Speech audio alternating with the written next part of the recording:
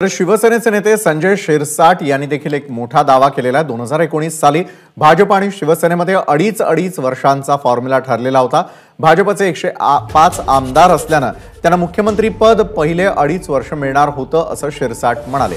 मात्र शरद पवारांनी 5 वर्ष मुख्यमंत्री पद तुम्हीच घ्या अशी ऑफर दिली आणि उद्धव ठाकरेंची नियत फिरली असा आरोप शिरसाट यांनी केलाय। पवारांची ऑफर आल्यावरती शेवटच्या दिवशी भाजपने पहिले 2.5 वर्ष तुम्ही मुख्यमंत्री व्हा अशी नवी ऑफर दिली, पण ठाकरेंनी भाजपशी चर्चाच केली नाही असा दावा देखील शिरसाट यांनी केलेला आहे।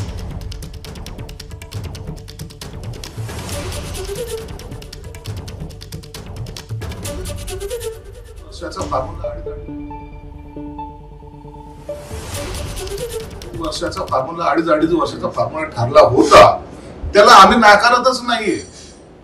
फॉर्म्युला ठरला होता ही निश्चित आहे, परंतु पहिले 105 ज्यांचे आमदार निवडून आलेले त्यांना प्रायोरिटी म्हणून त्यांनी ते मागितलं होतं।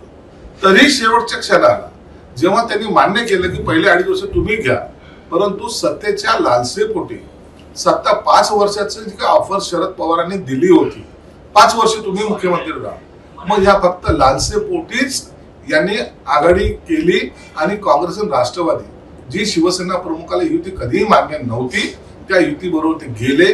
त्याचा परिणाम आज त्याचा पक्ष फुटीमध्ये झाला। त्यांनी केलेलं वक्तव्य मी पहिले सांगितलं की त्यांनी वक्तव्य जरी केलं असेल 2.5 वर्ष नाही, पण 50-50चा फॉर्म्युला ठरला होता आणि शेवटला अखेरला भाजपने सांगितलं की ठीक आहे पहिले 2.5 वर्ष तुम्ही घ्या, पण बोलणी तर करा। परंतु त्या बोलणीला कोणी जायचं नाही हा आम्हाला आदेश होता। शरद पवार साहेबांनी जी गुगली टाकली होती 5 वर्ष तुम्ही मुख्यमंत्री राहा, आम्हाला सत्तेची लालसा नाही, परंतु भाजपला सत्तेत येऊ द्यायचं नाही हे सांगितल्यामुळे सत्तेच्या लालसेपोटी ती युती जी होणारी होती ही उद्धव साहेबांनी टाळली, हे तेवढं सत्य आहे। आणि मग एकनाथ शिंदे साहेबांनी जेव्हा हे उद्धव साहेबांना सांगितलं, उद्धव साहेबांनी मी बोलणी करायला कोणाला पाठवणार, तुला जायचं तू जा, कशाला जातील ते। एबीपी माझा, उघडा डोळे बघा नीट।